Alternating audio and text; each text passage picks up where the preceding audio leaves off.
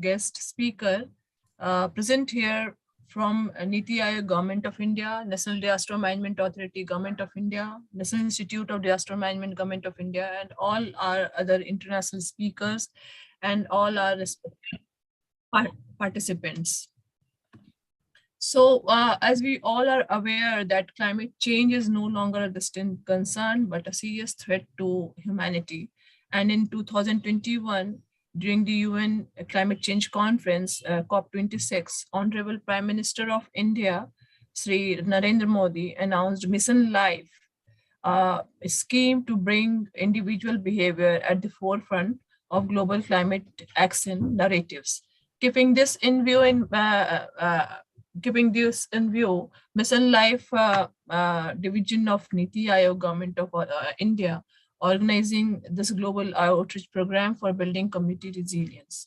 With this, I would like to invite Mr. Nakul Kumar Tarun, Director with Zone4solution, to give a welcome address and introduction. He worked as Deputy Director with Director General of NDRF and Civil Defense, Ministry of Home Affairs, Government of India for Fire Safety Scheme. He also worked with international welfare agencies like UNDP and SARC Disaster Management Center. So over to you, Nakulji. Thank you, Tanushree. Namaskar to all of you. I would like to welcome our chief guest of today's program, Shri Rajendra Singh ji. However, he is in busy with health ministry meeting. As soon as he will free, he will join. Now also I want to welcome Professor Chandan Ghosh. He is a very renowned professor from NIDM. Dr. Muhammad Anwarul Abedin, Professor Agriculture University, Dhaka, Bangladesh. Muhammad Haidri, my very dear friend, ex-deputy minister of disaster management from Afghanistan. Dr. Ashish Panda, Deputy Secretary NITI Ayog. Dr. Garima Agrawal, Senior Consultant NIDM, and Dr. Tanushree Verma, our today moderator and interviewer. She is Head of Research and Training Department of Zone4solution, and all the participants across the globe. You all must be aware that human can't survive alone on this earth. You want to survive with your biodiversity. That's why biodiversity is known as wave of life. We get source of energy, even our food, even our clothes from the biodiversity.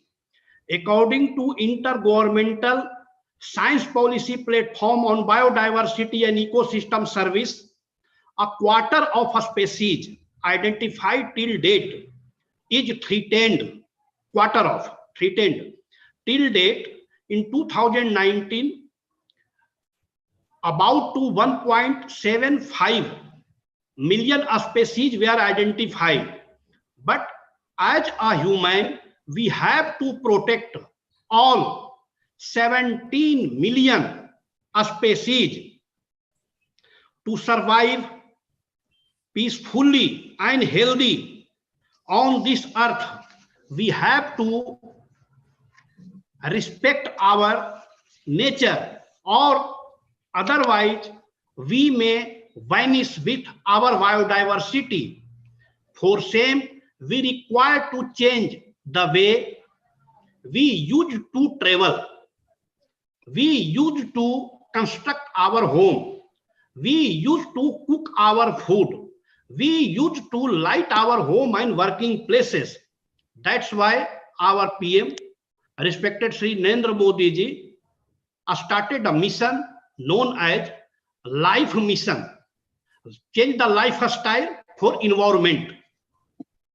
I want to highlight here, the most part of the world treat GDP as most detrimental factor of the gross domestic product, which does not include the depreciation of environment, depreciation of biodiversity, So, as a think tank, we should develop a new scale to develop up, to monitor, to gauge our growth, or you all are requested to make this GDP a sustainable, a inclusive scale, which indicate the loss of nature, the loss of diversity, the damaged environment.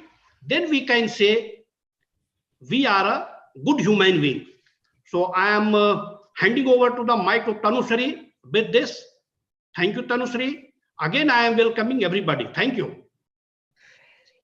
Thank you, Nakulji, for this introductory remark. And you have rightly said that we all have some role to play, and every individual need to contribute to minimize the impact of greenhouse gases. And in our daily life, we will adapt in our behavior some basic changes. We will certainly be able to contribute to that carbon credit. So as we are aware that disaster risk and its impact of changing climate can be significantly minimized if we address the vulnerability and decrease our exposure to this kind of hazard and various type of hazard which is happening around. And hazard is also increasing day by day. Climate by reducing those emission of greenhouse gases, lowering down those emission, and on other hand, we need to prepare ourselves at the level of governance and at larger level globally. So senior consultant with Resilient Infrastructure Division of NIDM. For context setting and overview of the program, Dr. Garima has about 18 years of experience in disaster risk management. She has worked with UNDP India for about 16 years and supported Government of India, Ministry of Home Affairs in implementation of national program and is key on disaster risk management. Academically, Ms. Garima is PhD in Geography from Delhi School of Economics, Delhi University, and an urban planner. So I welcome you, Dr. Garima, and over to you, Dr. Garima, for the further context setting and of the program. Thank you. Thank you very much, Tanushree. I hope I am audible. Yes. Namaskar, madam. Namaskar. Actually, I am joining from mobile. There is some problem with laptop. It is very much clear. See other panelists. Hello, sir. Hello. How are you? Good to see you. Both clear, madam. Please continue. Okay, thank you. So good morning, everyone, and thank you for inviting me for this deliberation on global outreach program, Mission LiFE, that is lifestyle for environment, for building community resilience. It is a collaborated effort of Mission LiFE, NIDM, and Zone4solution. And my greetings to honorable member, I don't know whether joined, Shri Rajendra Singh from NDMA, Mr. Yugal Kishore, Director, Mission LiFE, Mr. Nakul Tarin, Director, Zone4solution. Professor Ghosh will be joining soon, our head of the department, and I from NIDM, and Dr. Ashish Panda. Thank you for inviting us, sir, giving this opportunity, and Tanushree from Zone4solution and other panelists from Indonesia and Philippines. I really feel immensely pleasured to be here on this platform on this important issue. As you all may be aware, that National Institute of Disaster Management is an apex body under Disaster Management Act, and we are mandated to conduct training, research, policy advice, and human resource development and awareness generation programs in the field of disaster management. And we lay emphasis on multi-stakeholder interdisciplinary cross-sectoral approach for an efficient and proactive disaster risk management, and envisage for the country as a disaster resilient India. As we know that Mission LiFE is an India-led global mass movement for individual and collective action towards the protection and preservation of environment. This initiative will help us to disseminate various sustainable ways of life to achieve sustainable development by adopting measures in direction of renewable energy and climate protection, so that we can fight the environment-related calamities while setting the trends of sustainable development. And it emboldens the spirit of P3 model, that is pro-planet people, as it promises the basic principle of lifestyle of the planet for the planet and by the planet. And as stated by our Honorable Prime Minister, Shri Narendra Modi ji, during his deliberations in various conventions as well. So Mission LiFE is a vehicle to achieve the Sustainable Development Goal set by UN in 2015. It also supports the Sendai Framework for Disaster Risk Reduction, and which is another UN framework for promoting disaster resilience in the world and supports SDG as well. So the Mission LiFE initiative goes beyond the policy making, and it needs wider support from the community. It needs wider support from the individuals to the family community to protect the environment, earth, and help each other against climate-related disasters and extreme weather events. We know that globally the effect of climate change have been observed, and there is a significant change in temperature and the pattern of rainfall, which is resulting to a frequent and intense torrential rainfall, cyclone, floods, and other events such as heat wave, cold waves, thunderstorming, lightning, forest fire, and so on. The number of disasters are not only in increase, although they are causing huge destruction, devastation of infrastructure, as well as causing impacts on agriculture pattern and also resulting more impacts on the human. So the latest report of IPCC, which are certain that the climate change is happening, and UN Secretary General in COP26 highlighted the code red for humanity, which is a thunder-waking call and the crisis, climate crisis for the life. So there is an immense need to safeguard the natural environment and develop a balancing ecosystem. So the change in the climatic and temperature pattern have forced the community to adopt to the solution, which were not in practice since quite a long time. India, amongst the largest country in terms of size and population in the world, the diverse geoclimatic conditions as well as high degree of socioeconomic vulnerability of the country make it one of the highly prone, disaster-prone countries. And we are experiencing natural disasters, particularly floods, cyclones, storms, and landslides. Rising global temperatures have attributed to a number of extreme weather events, which are further added vulnerability to large-scale damages to built-up infrastructure. If we talk about India specifically, we have observed the unprecedented urbanization in the last few decades. Haphazard development, increase in population density, and unplanned structure have increased vulnerability and level of exposure to disaster in several ways. The urban areas are mixed of planned and unorganized sectors, and half of the population in the cities are living in slums, JJ clusters, and we are accumulating disaster risks. I would like to give an example of Bangalore city in India, recent example of urban flooding, which observed in India. Bangalore is which is experiencing a steady increase in population and likely to enter into the 10 million cities soon.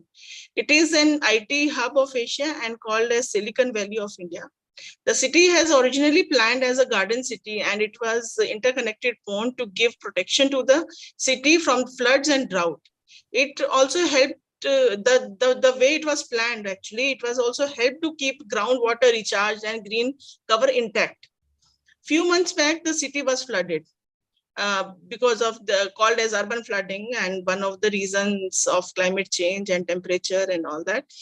Despite the fact that there is no major river flowing within the city. The studies indicate that over the years, the interconnectedness of the pond system, that was the morphology and the design of the city, was altered due to urban expansion and construction activities. And this had resulted to massive waterlogging and on roads and houses and offices. If we talk about the impacts, so the huge economic loss was observed in that week. About rupees, you can say the media, which they were informing about more than 200 crores per day to IT sector. And for the small scale industry, it was like 50 crores per day. So informal sector, small scale industries, MSMEs, they are badly hit. The unorganized sector was badly hit, and the city came to stand still. Actually, some part of city could not go to work at all. The IT sector was closed for some time.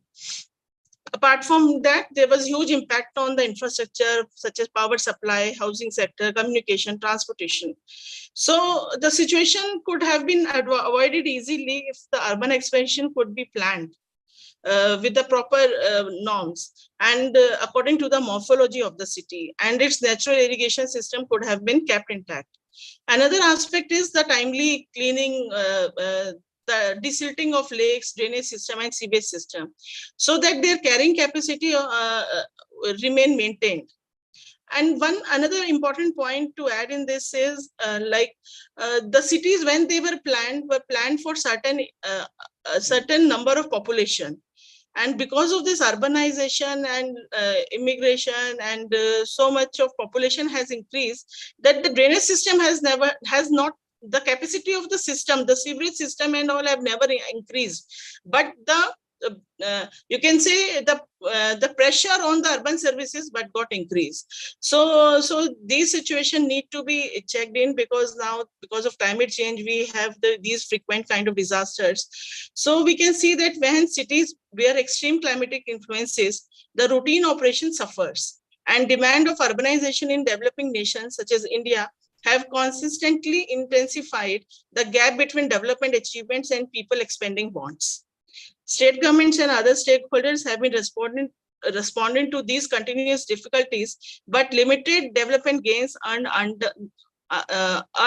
undone when these catastrophic occurrences happen.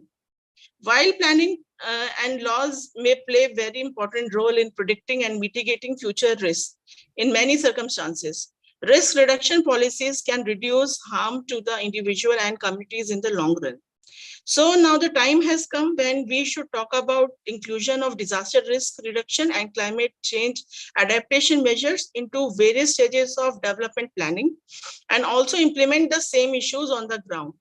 Disaster risk reduction measures such as removal of encroachments, earmarking no development areas in flood-prone and landslide-prone regions, or relocation of settlements from hazard-prone regions are some important areas where the planning part can play a good role.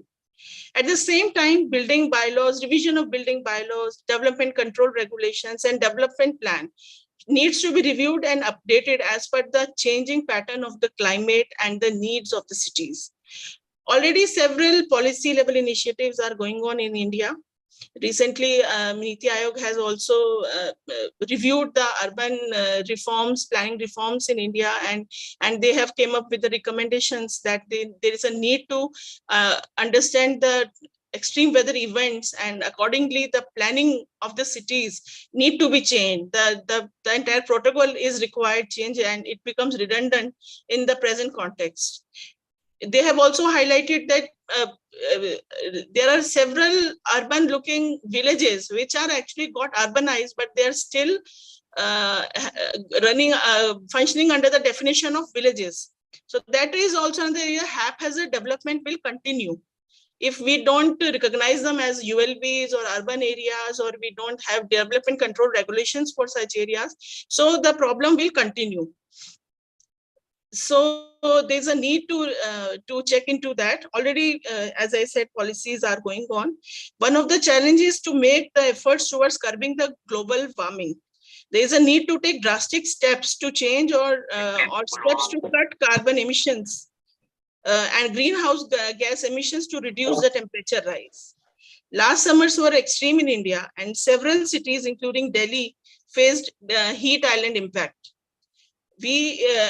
And the impact became worse when we have, our construction practices are not as per the changing pattern of the temperature. For example, if we are using long glass facade in more tropical areas, then you will feel more heat. The heat is more generated, and because it is getting reflected and trapped within the buildings and all. So we need to look into these construction practices and look for more sustainable kind of solutions. In the recent years, climate change impacts are becoming visible on the ground.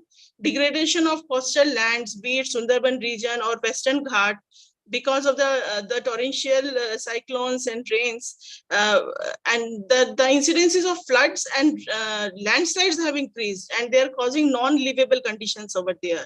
The lightning events have increased on the ground in last 10 years, and it is going to be one of the largest disaster in India during increase of number of strikes and number of deaths caused due to it. Forest fire have increased tremendously. We need to learn how to adapt with these situations. We need to adopt the sustainable construction practices which support green infrastructure or green construction, better solid waste management practices, biodiversity conservation, usage of energy efficient resources, use of solar panel for power generation, green rooftops, vertical gardens, retention of water sources, making permeable pavement instead of using tiles. So we need to see how we can reduce the even industrial and vehicular pollution. During this era, we are also having like wars. Even Ukraine and Russia is an example which is causing huge impact on environment. So many facilities which have been demolished caused millions of tons of toxic waste which in the region, including which is another challenge has to be faced globally.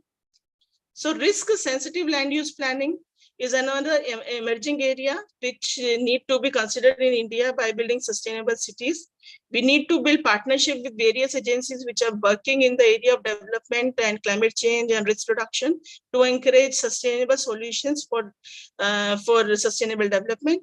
So a concretized need of an action plan for the community is also needed, which should be disseminated in larger way, the do's and don'ts and basic practices which can be adapted by the community. There are lot of things which can be done. It is a very important topic of today's, and the time has come when we need to take concrete steps. With this, I once again welcome all of you, and thanks for giving me this opportunity. And I'm sure this platform will serve an important way of disseminating the specialized solutions on this critical issue. Thank you very much. Thank you, Dr. Garima, for beautifully setting the context of mission life and its importance at larger level. You have rightly placed that risk-informed decision-making, policy-making is one part, but disseminating it or reaching out to the community level so that they can adapt to the sensitive land use planning or sensitive urban planning is another part. So each one has a role to contribute. Just risk-informed policy making would not contribute to minimize the impact of changing climate. Every individual has some role to play to contribute to this cause of minimizing the impact of climate change. And I feel that Mission Life is one such initiative being taken by Government of India, where they are calling personal case studies or practical solutions from individuals across the country and globe, where they have actually contributed to minimize this increasing impact of greenhouse gases. And in daily routine also, with some basic adaptation activity in our behavior, we can certainly enhance the mitigation measures of this changing impact of climate, because it is contributing a lot, and more hazards are increasing, as you have rightly placed in your discussion. So thank you, Dr. Garima, for setting the tone of the whole meeting. And now I would like to invite Dr. Ashish Kumar Panda, who has experience as a consultant and faculty member under National Institute of Disaster Management. He has also worked or served as an Undersecretary with Ministry of Home Affairs, Government of India, and is working as Undersecretary with Mission Life, NITI Ayog, Government of India. He has recently completed his PhD in disaster management and has vast experience in disaster risk management. I welcome you, Dr. Panda, and Dr. Panda will be speaking on environmental degradation, sustainability, and Mission Life. Over to you, Dr. Panda. Okay, thank you, Tanushree ma'am. First of all, I thank Dr. Garima Agrawal. She is my colleague since 2011 when I joined Ministry of Home Affairs and Disaster Management Division. She wonderfully gave this talk on context setting kind of a thing. I mean, why we need Mission Life in present time. So thank you so much, Garima ma'am. I thank all the foreign delegates who have taken time out of their busy schedules today, and also our Indian delegate friends who have joined today for this wonderful, this joining hands for a noble cause, I would say. So, ma'am, Tanush ma'am, kindly permit me to upload my presentation, please.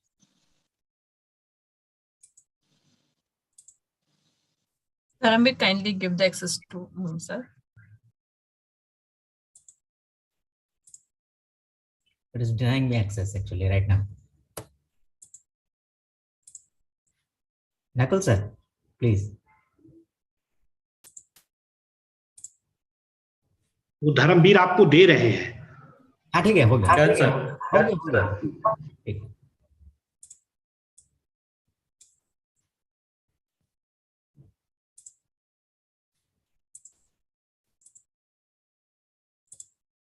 Sir full screen mode देख पा रहे हैं आप?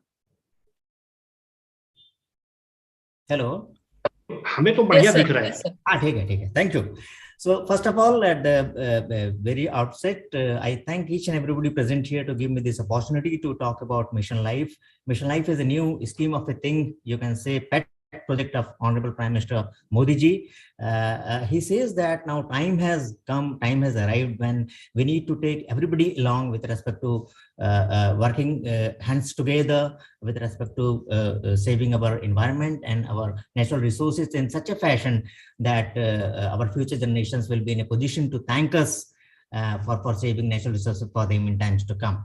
So rightly mentioned by Garima ma'am, this is India-led global mass movement. Basic idea is to nudge individuals, community action to protect and preserve the environment. Aim is life, that is lifestyle for environment. To make a context with respect to the kind of situation we find ourselves in, if you see the 21st century of late, till 2020, the first 19 years, 2001 to 2019, if you see all the disasters, natural or man-made disasters, if you see, and you make an average out of that, then of the 19 years average, and exactly the 2020 years of incidences of this climate-induced disasters and other kind of disasters, you will see the number is far more than the average of 19 years. So kind of situation we find ourselves in is the climate-induced disasters. I would rather say that is human-induced kind of disasters because of our unscientific development, rightly mentioned by Garima ma'am, the kind of growth pattern that only GDP-based that Nakul sir mentioned in his beginning talk, that we are only we only want growth with respect to money or financial terms, but the natural resources depletion. And on 15th of November this year, we reached our population, global population, we reached 8 billion population. So even Mother Earth never knew that it has to give shelter to 8 billion population. And as per one UN report, by 2080, our global population is going to reach 10.84 billion, and thereafter it is going to make a decrease. But just imagine 2022, we are sitting here, 8 billion, and 2080, 10.84 billion. 2.84 billion extra population is going to come in next 64 or 62, some odd years. So the thing is, from where we are going to provide every new life, the kind of job, shelter, food, clothes, or a share in the natural resources that they are going to claim when they come into life on Mother Earth. So this is the right time probably where we have to think that only governments or the authorities who are interested to take actions with respect to climate change, they are not sufficient. We have to involve each and every stakeholder, be it government, be it private, be it individual, be it community, or any kind of institutional support that we can have, self-help groups, women self-help groups, every part of our community that we have to involve in this kind of scenario where everybody has to participate in this noble cause for saving climate and environment. If you see two graphs, left-hand side graphs, if you see continent-wise, you see the kind of disaster facing that has been depicted since 1960. It is showing the increasing trend, and now out of all the continents, you will see this green line of this Asian this continent. Excuse me, sir. Yeah. Excuse me, sir. Your slides are not moving, sir. It is still on the first slide, sir. From my side, it is moving, ma'am. But we are not able to see. It is still on the first slide, sir. Okay. एक बार आप withdraw करके फिर से कर दें पांडा साहब। कर रहा हूं। अभी बताइए फर्स्ट स्लाइड देख पा रहे हैं आप? We are on the second slide, ever increasing disaster. ठीक है, अभी बताइए। You are on the same screen, sir, ever increasing disaster. अच्छा चलिए, मैं फिर से इसको अपलोड करता हूँ।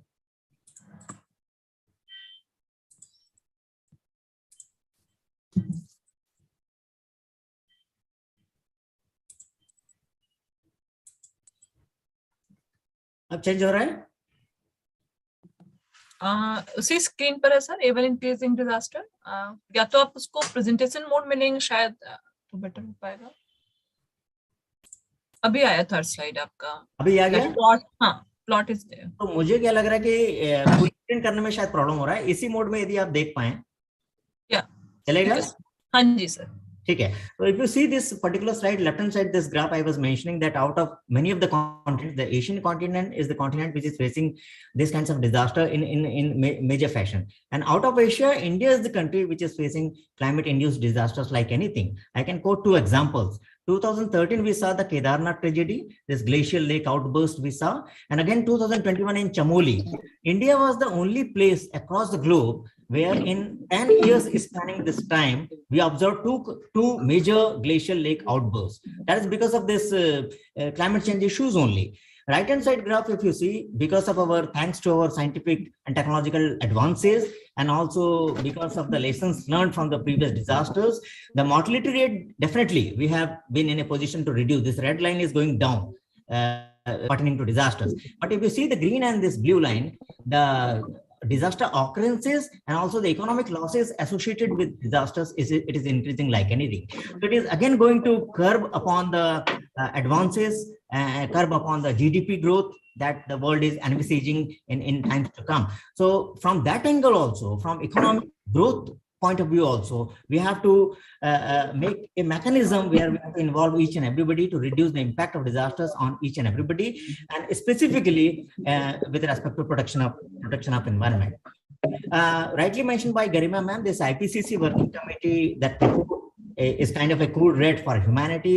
It mentions that with compared to the pre-industrialized times of 1850, that temperature rise of global average temperature is to the tune of 1.1 degrees Celsius. And if you remember 2015 document of Paris Climate Change Agreement, then we had promised to the global community that by the end of this century, we are going to keep a tap on the rise of global surface temperature to the tune of 1.5 degrees Celsius.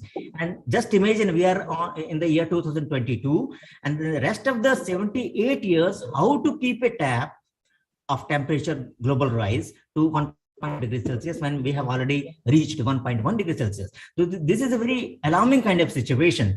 So with the kind of unscientific kind of growth and development that we are observing around us, like the mammoth growth of these urban clusters, the type 1, type 2, type 3 cities, and lack of urban resources and services, rightly mentioned by Garima ma'am. So you may assume that the temperature is going to reach by the end of this century 2.5 degrees Celsius or maybe 3 degrees Celsius. In that scenario, areas like this Maldives, like Kochi in India, areas like Mumbai, and a major part of Sundarbans, wherever tiger reserves are there, that is going to vanish. That is going to inundate into seawater. So the population over there, they are going to come into the mainland area. Then again, there will be a fight for natural resources. So we have to examine all these issues and make amendments with respect to our growth patterns and how we have to live with minimum needs that we have learned a lesson in COVID times also. Last 2 years, when we were caged inside our houses because of the COVID, and again, COVID is going to come in a big way, if you know the China story right now. So we have to make amendments with respect to what should be our minimum usage of natural resources, so that the portion that we are not using might be required, might be needed, or might be utilized by somebody else of our global community part, which are in a deprived state of getting a share in the natural resources. There are many instances I can give with respect to this report, which are threats to human this existence in times to come. And we are into the 6th mass extinction right now. And because of our anthropogenic activities, unscientific development, the kind of growth pattern we observe around us, that speed of that 6th mass extinction is increasing like anything. Every civilization, it comes, it goes. That is a natural process. I don't have any problem with that. But the thing is, we have to mend our ways. Otherwise, that speed is increasing in such a fashion that very sooner, not later, we are going to perish like anything. This civilization is going to perish. So we have to be very, very cautious with respect to that. This graph, if you see, compared to the pre-industrialized times of 1880, the temperature has shown a rise to the tune of 1.1 degrees Celsius. And we have to make a promise of that, keeping that promise of climate change agreement to keep it up to 1.5 degrees Celsius. And see the two specific years are 2016 and 2020. They have been observed as the most hot years with respect to temperature rise compared to all these years since 1880. So we are in a serious kind of situation. If average rise in sea level, if you see compared to 1900, that two scenarios have been shown over here. If we make our future based on sustainability, you can see the lower level graph, and the average sea level rise would be to the tune of 0.5 meter. But the kind of development we are observing, that is rise under a future with intensive fossil fuel kind of use. You remember 2000, recently that we had the COP27 meetings where we could not arrive at reducing our fossil fuel intakes. We should go for clean energy, but not all the countries could agree upon that.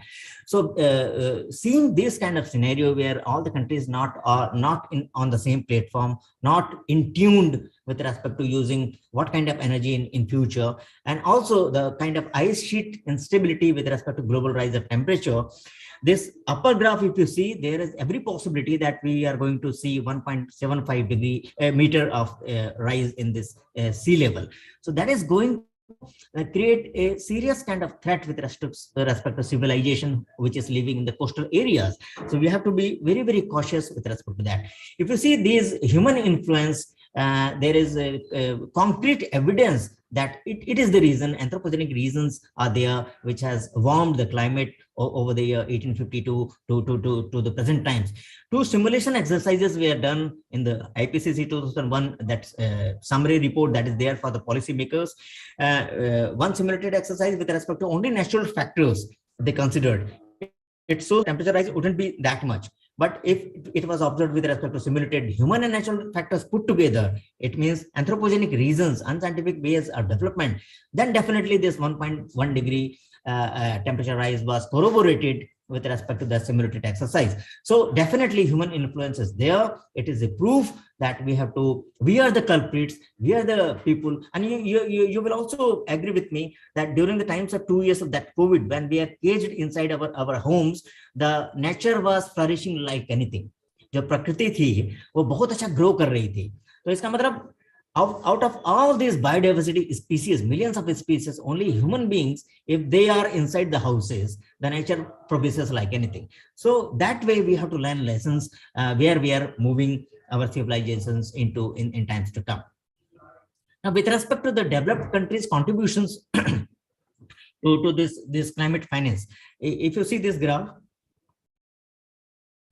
sorry, then you will see that in the Glasgow Convention, that COP26, we had by 2020, we are going to accumulate $100 billion with respect to this climate finance kind of a thing to help the developing countries with respect to the losses they are observing.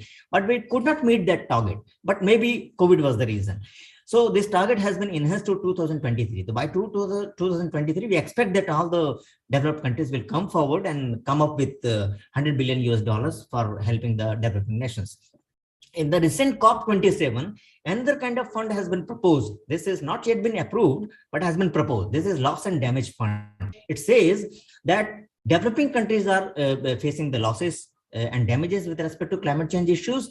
And reasons are the unscientific development of the developed nations. So it has not yet been approved, but sooner or later this is going to be approved. So these two kinds of funds mechanism with respect to climate change finances and loss and damage funds are on the talk right now. And in COP27, these were the milestones that we have promised to the global community, that the National Hydrogen Mission, it was launched in 2021. It is going to aim to make India a green hydrogen hub. We have promised that at least a 3-4 increase we are going to make in our nuclear capacity by 2032. And also we are going to achieve, this is a near future target, that we are going to achieve an ethanol blending target of 20% by 2025. We have also promised that by 2070 we will be carbon free, or carbon neutral nation by 2070. Many of the European nations, they have promised it to be taken care of by 2050. But because of our other commitment with respect to our huge dependency on fossil fuel energy, we will be meeting this target by 2060. And you'd remember in the June 5, 2021 World Environment Day, it was a formal launch of the United Nations Decade for Ecosystem Restoration of 2021-2030. इसका मतलब 2021 से 2030 तक हम ecosystem restoration का एक decade मनाएंगे.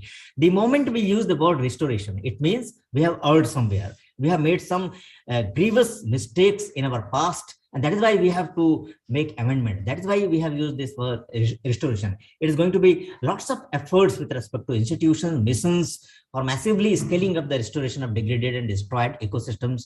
And one fear is that if we are not going to do that, then there is an estimation that 1 billion global biodiversity species are going to face the threat extinction times to come, as per IUCN report in the coming decades.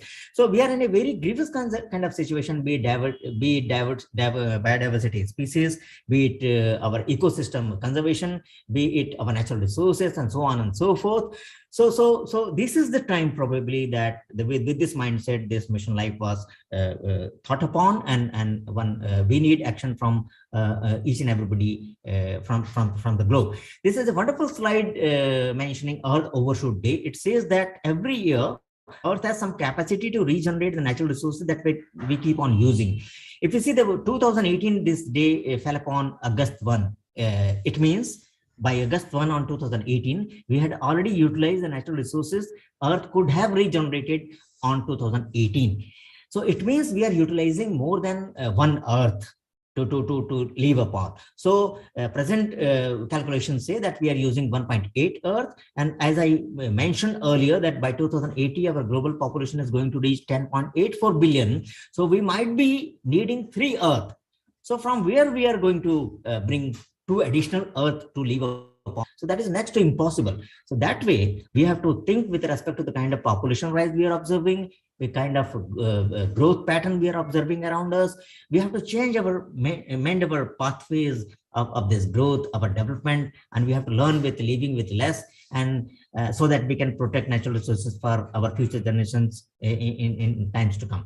Now, Mission LiFE. Mission LiFE, rightly mentioned by ma'am, this is a global kind of mass movement initiated by India to be a guru in this field in times to come. The objective is to nudge nearly 1 billion population across the globe, not only Indians, but global population.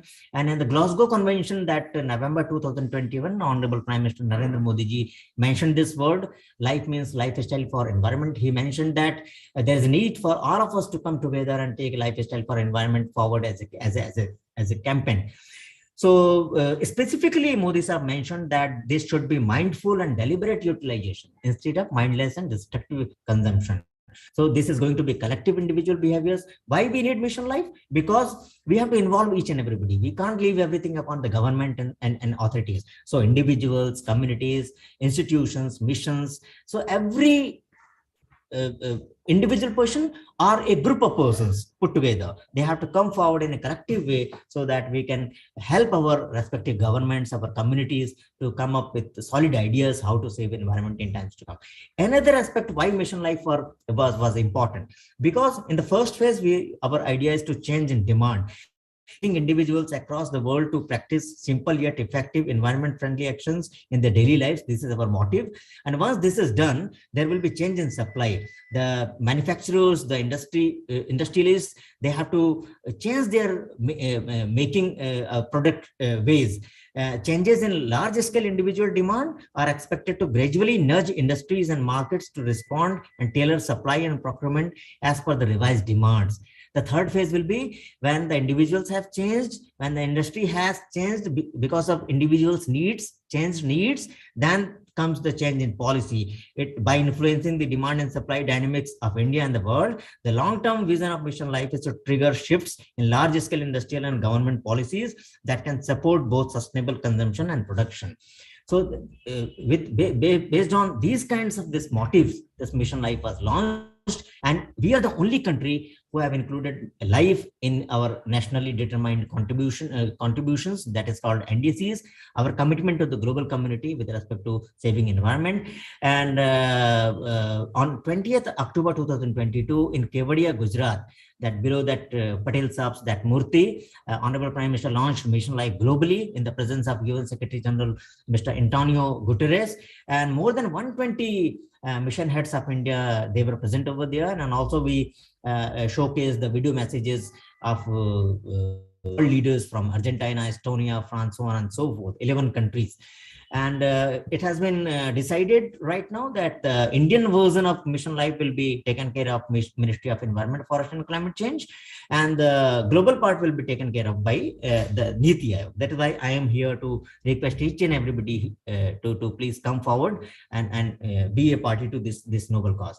There is a wonderful video, so I will request Nakulji to, not right now, after completion of this presentation, to present that case. So in the Mission Life, because we are celebrating also the 75th year of India's independence. So what we did, non-exhaustive list of 75 individual life actions in that brochure. I'm going to share that brochure with all of you that have been mentioned. What could be the life actions that you can follow in your day-to-day lives? It has been put across 7 categories: how to save energy, how to save water, single-use plastic reduction, then sustainable food system adoption, then waste reduction, healthy lifestyle adoption, e-waste reduction. But as I mentioned here, that this is non-exhaustive. This can be more than 75 ideas. 75 ideas that we have chosen to commemorate with our celebrating that 75th years of independence. That is why there is one in the next slides. I will show that we are running a muhim kind of a thing, that is global call for ideas and papers.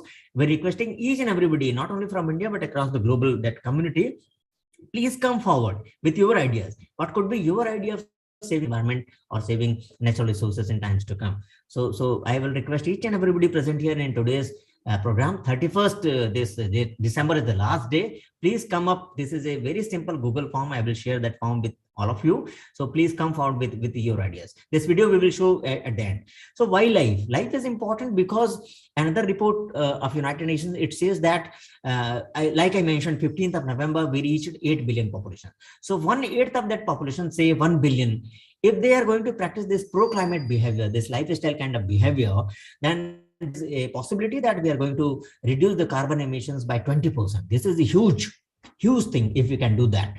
So similarly, if we recycle 1 ton of newspapers, we can save lots of trees, lots of water that is used, lots of landfill that is required for making papers. Also, we can adopt things like carpooling. It is going to reduce lots of rides per day, and lots of liters of fuels can be saved. 2 Indian examples I can quote here. Like in this modern times, everybody is fitness freak. We go to gym, but we go to gym in car. That gym might be only 1 or 2 kilometers away from our houses. What we do, we go in car and use treadmills over there. Instead, we can walk, we can run, or we can use bicycles. So we are not going to save fuels, but also we might not be needed to use treadmills. Our health will be far better if we are going to use our legs for that. Similarly, everybody in modern times uses air conditioners. But what we do, one person in our family will be there, who is going to keep the temperature at 17 or 18 degrees Celsius. And despite the fact we all are using air conditioners and using quilts and these other warm clothes while using the AC. So that is not good for health. One report says that 25 or 26 temperature room temperature, if you keep your AC at the temperature, that is very much sufficient for your body and keeping yourself cool kind of thing. So keeping that thing in mind, every degree of the temperature that we reduce in our air conditioners, that is going to have a huge impact on our surrounding this climates and weather. So keeping these small simple things in mind, we can make wonderful contributions to the entire global conservation of, be it water, be it electricity, be it fuel, be it food. For fuel thing, I can suggest at the red light areas, if the waiting time is more than 1 minute, we can switch off our engines. Like food, we go for buffet parties. So what we do on our that plate, we take each and everything that is available over there, but at the end of our that eating that schedule, we don't use even half of that. So most of the food gets thrown away. But many in our global community society, they are there who are not getting food 2 times. So keeping that portion of our community, mass community, we should take only that much food that is required on our plate. Similarly, when we leave the room anywhere, be it in office or be it our home, we can turn off any machinery that uses electricity, because we are not using that. Similarly, water is very important aspect with respect to that. Everywhere it is water in our globe, but most of the water is not potable. So in that kind of a situation, that clean water, that is sweet water, that is required for human population for survival, that is very, very important to save. Every drop is important. So we have to keep all these things in our minds. One example I can quote here from Costa Rica. One city is there, Belen. It's a town of about 21,000 residents. What was found, they were using 25% more water than the national average. So what they did in their bill, that monthly bill, they kept 2 kinds of bills. One is green, this blue kind of bill with a smiley this face. One is yellow kind of bill with a frowny face. So everybody who is using less than average that water consumption, he or she will get the blue bill with a smiley face. And everybody who is using more than that average consumption, water consumption, he or she is going to get the yellow this thing. So after the submission of these bills, what happens? The neighborhoods, they compare bills with each other. So what happened in few months time only, this water intake consumption that got reduced to the tune of 5.6%. So that was a huge thing, simple, innovative that idea that was done over there. So that has helped them like anything. Similarly, in Japan, they have made it mandatory to walk to school. If your school is nearby 1 kilometer only, you're not going to be provided any kind of facility with respect to vehicles and other things. And in France, it is the first country who is banning supermarkets from throwing away good quality food, but unsold food. What happens in India also, if you see there's grocery stores, there will be food items which the dates for that last date for that consumption that might be over, but that food would be still in a position to be consumed. So those kinds of that food should not be thrown away, but should be given to definitely after certain examination by the food inspectors, that can be given to that part of that community that needs that food like anything. Again, another example from Costa Rica. If I'm to Costa Rica right now, I will be briefed about how I should be using my activities over there, like waste segregation, like turning off air conditions. So sustainable ways of practices that I have to practice in Costa Rica if I want to be there as a guest. So Mission Life is unique by the thing is, every country, every community, they have traditional wisdom. So they are in silos or in some small ways or the other, they are definitely using some ways or the other to save the environment. So Mission Life is unique because this is mass-led global kind of movement where we want each and everybody to come forward to make this silo initiative, this small initiative, into a very big global kind of pattern of saving environment in times to come. In that way, Mission Life is very, very unique. This is Jana Andolan, so everybody has to take part. We can't leave everything upon the government. And also mind it, after utilizing these lifestyle activities, you're not going to have any negative impact on the economic development. If India wants to be from a developing nation to a developed nation, the lifestyle activities, if you utilize, it is not going to affect your development process or the GDP growth or something like that. And also this is going to stimulate growth of green jobs, I would say. And it is also closely associated with Sustainable Development Goal 12, which speaks about responsible production and consumption. And nothing new there is no need for incorporating or bringing up new institutions or new ministries or new departments. We are going to leverage existing institutions and resources of the government. So nothing new, no rocket science is being propagated over here. We know each and everything that we are going to nudge people about changing their behavior for protecting the environment. But the thing is, we have to be serious from right now from here. So these are some snapshots of that event. Honorable Prime Minister was there, that UN Secretary General Antonio Guterres was there, and this program was huge success on 20th of October at Kevadia, Gujarat. So now the last part of my presentation, this is live global call for ideas and papers. So this is basically, we are requesting each and everybody to come forward to come up as a solution to the 75 ideas that we have given, or come up with new ideas, so that we can make a global compendium out of that. And this compendium is going to benefit each and everybody in times to come. And the benefit for you, the top submissions will be a part of live global compendium. And on 5th of June 2023, there will be a huge international event in Vigyan Bhavan, Delhi, and all the submissions which are party to that compendium will be our guests. We will to submit their presentations over there, and best of the best 5 ideas will be given $25,000 each. Please remember, $25,000 each to be given to test and pilot their ideas at the ground level. And also end-to-end implementation support will be provided by NITI Ayog, by Ministry of Environment, Forest and Climate Change, or for that said, any ministry or department that might be required to implement your idea at the ground level. You will also be ambassador for LiFE Award at the COP28, which is going to be hosted by UNFCCC in 2023 somewhere. So these are the benefits that you are going to accrue. So right, we are into the phase 1 of that global call for ideas.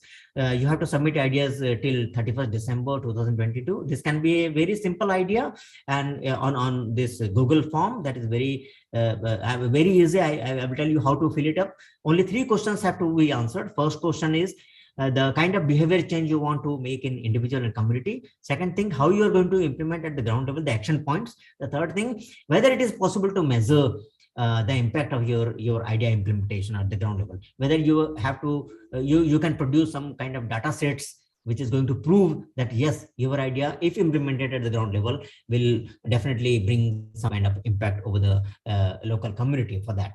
Then after 31st December, all the ideas that have been submitted, right now the figure is 1100 ideas we have gathered from across the globe. And your ideas, I'm waiting for your ideas.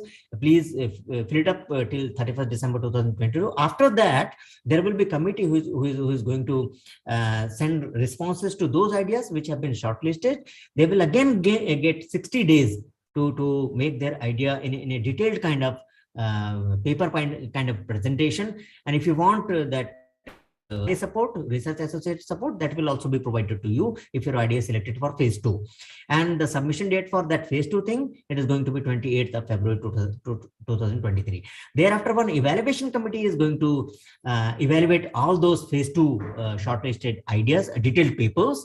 And out of that, this global compendium is going to be made, and that will be awarded on that 5th of June 2023 that I mentioned. In this presentation, I'm going to leave this presentation over here.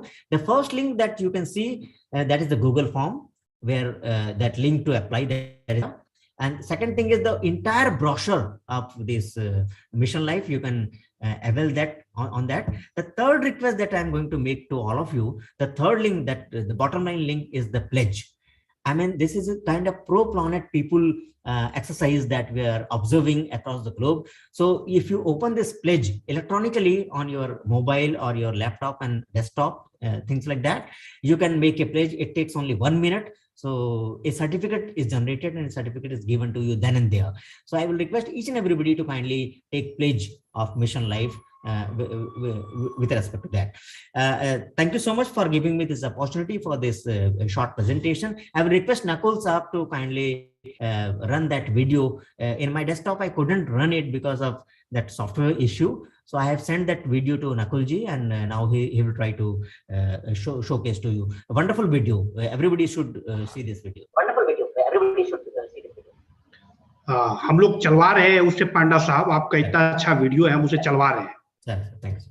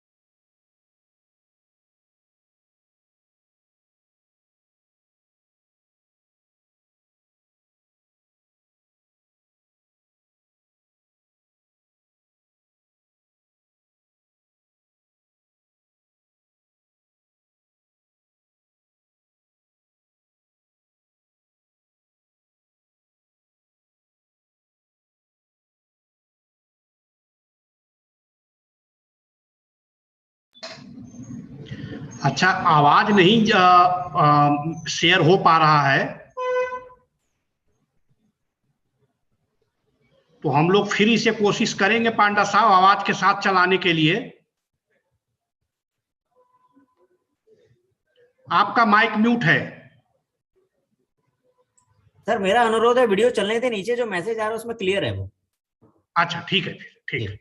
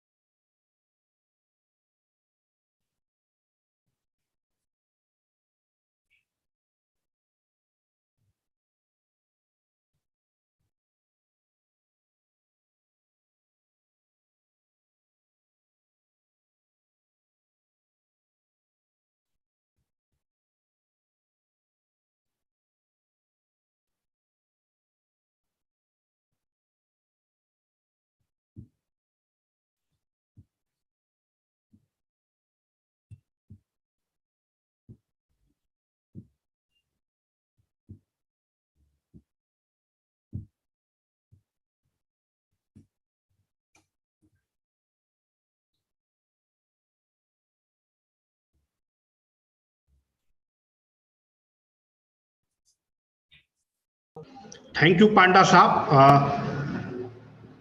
इस short video में काफी message था जो अब तक हम लोग बात कर रहे थे। So everything was included in this 3-4 minute video. Thank you.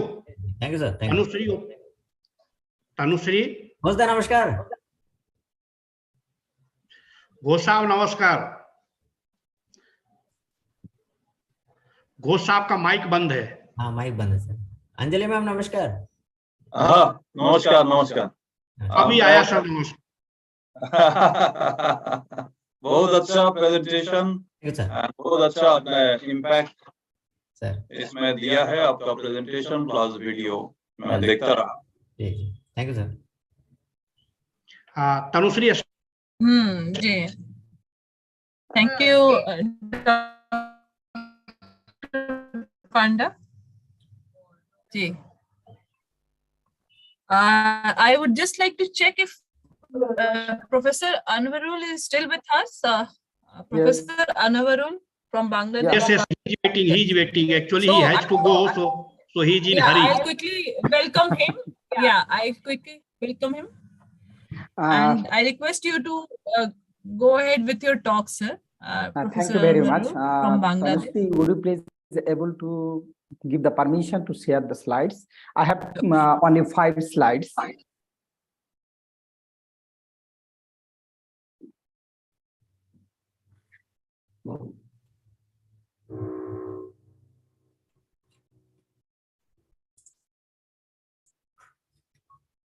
Give me the permission for slides here option. अभी आ रहा है प्रोफेसर साहब, 1 सेकंड में. Okay. आ गया होगा आपको. Yeah.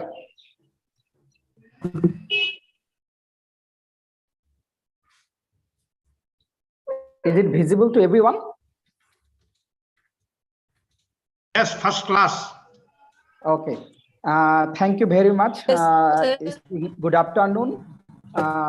Greetings from Bangladesh, and I'm belonging to Bangladesh Agricultural University, and I'm very much happy to be the part of the Zoom solutions. They always invite me and give me the chance to share my experience from the perspective of Bangladesh, from the perspective of agriculture, definitely from the perspective of disasters. So now what we see from the slides is actually the cause of the climate change. And definitely this is the part of our life. And if you more narrow down or focus more, then we are also the part of us. Like for the development, to achieve the sustainable development goal, to achieve our new life, what actually mentioned by 2 of our last discussants. This is fantastic by Garima Agarwal and Ashish Pandey. So I'm really delighted to listen their presentation and talks. This is fantastic. Then I think what I should say. So from their perspective, I would rather say definitely climate is changing due to our interventions. We want new life. We want new houses.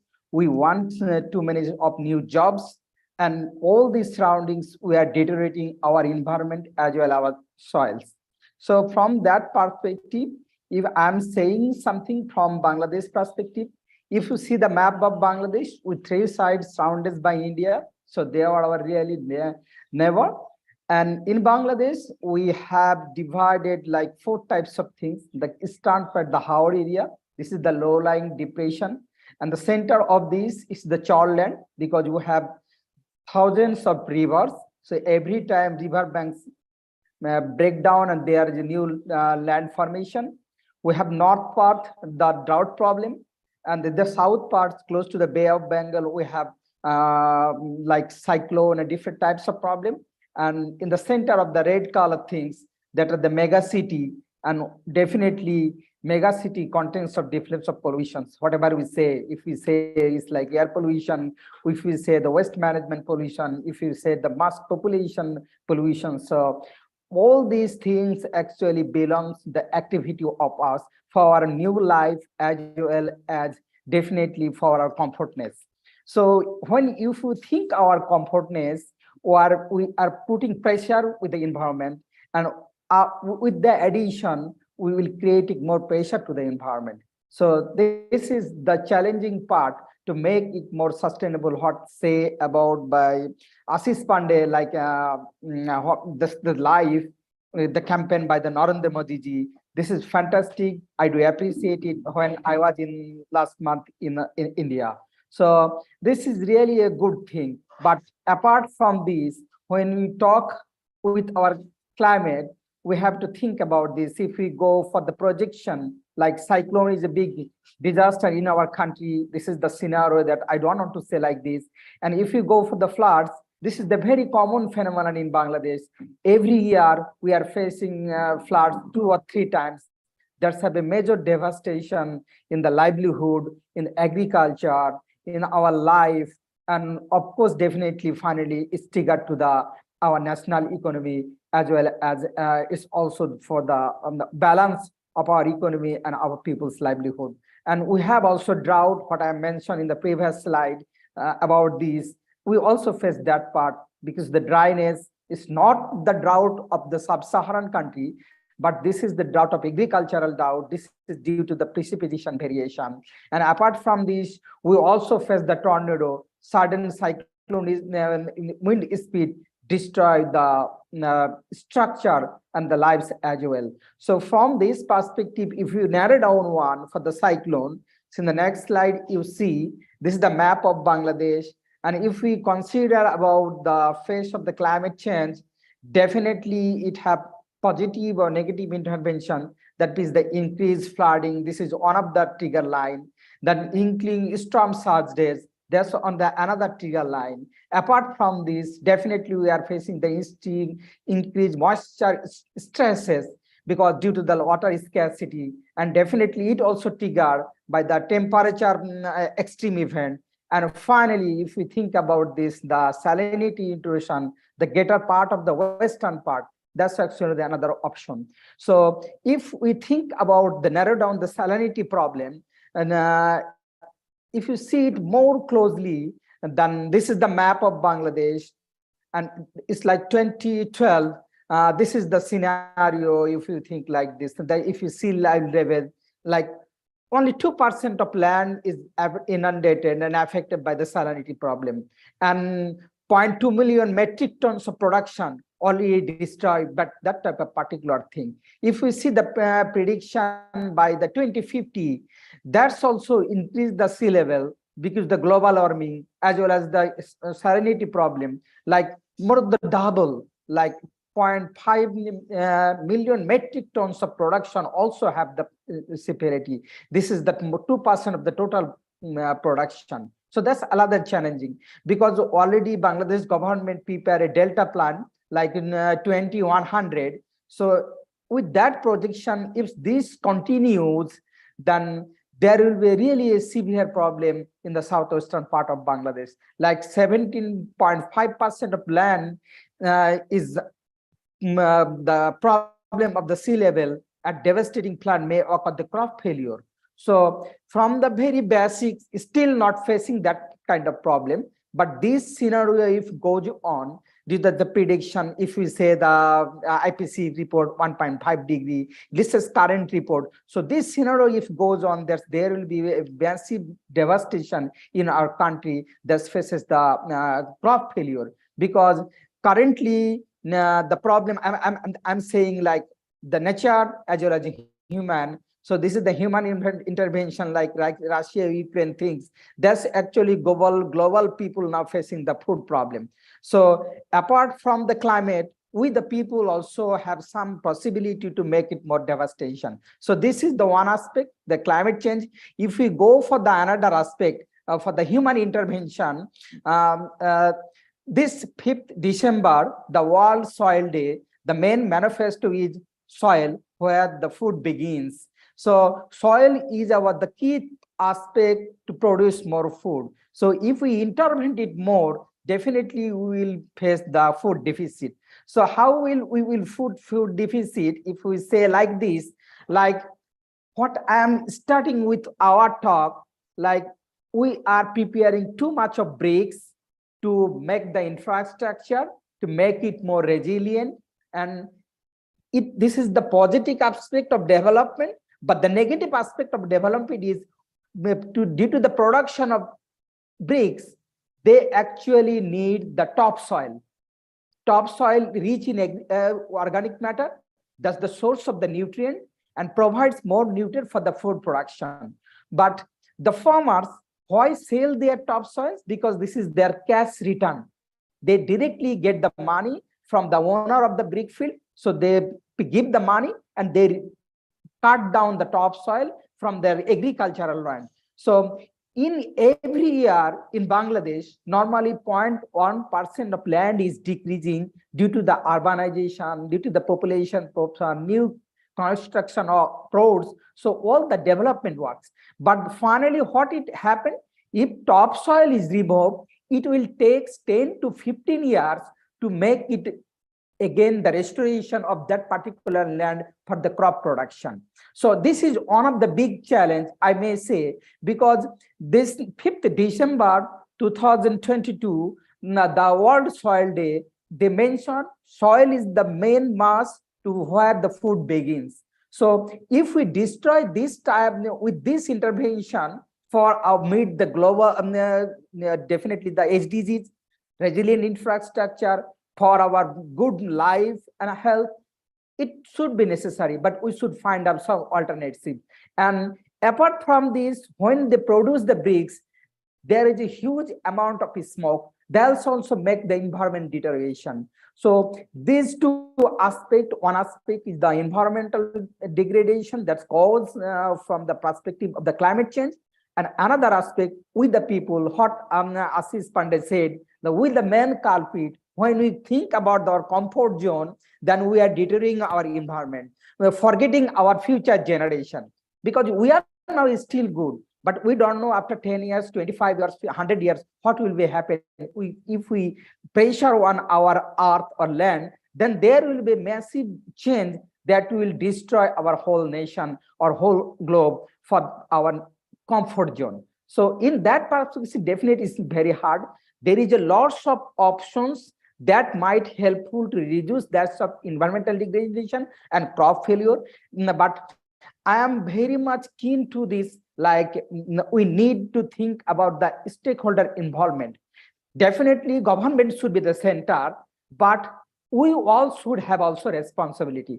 Like in our country, there is a different types of organization and CBOs, then international organization, this is the government organization. They should be work as a service provider for our comfort zone. Definitely, this is the good part. Then we should think about our technocrats part as well. Like maybe the academia with the university people, maybe the researchers who are involved in the researches. Definitely Zoom solutions may be one of the part, maybe the different organization, IIT Nagpur, Kanpur, whatever the things. And definitely scientists are also the part of the team. And apart from the three things, the academia, researchers and scientists, there is the triggering part that the policy makers. So if we all work together, then the technocrats also the part of these things. And if service provider and technocrats are in closely linked, then it also be the part of the community who actually is the end users. So like service provider, like technocrats, and if community works very nicely, we finally, these are the community, the end users, so we can make a resilient community. So the government should be the center, that's nicely pointed out, but we need to work with the service provider, the different government organization, different NGOs, INGOs, or different CBOs, of course. And apart from this, definitely the technocrats should be the part of this. And finally, the end users, the community. Of course, I am working for the government, but I am the part of the community as well. So if all the stakeholders work nicely, this the stakeholder engagement, if it's a good correlation, then definitely this will be a very good part to make our resilient environment in that aspect. This also narrow down, if we narrow down from the academic part, so that's also another option. If we think about the product, maybe the process, then with the stakeholders. So this is the another thing. Like university may prepare first the hazard map or risk map or sometimes a product. Then this will directed by the research or teaching organizations. And this also be the link of the stakeholders, like we have thousands of students. So they are the future climate leader for the next generation. And they are also linked with the NGOs when they will start working. They are the link to the community people. And after their graduation, they also the government staff.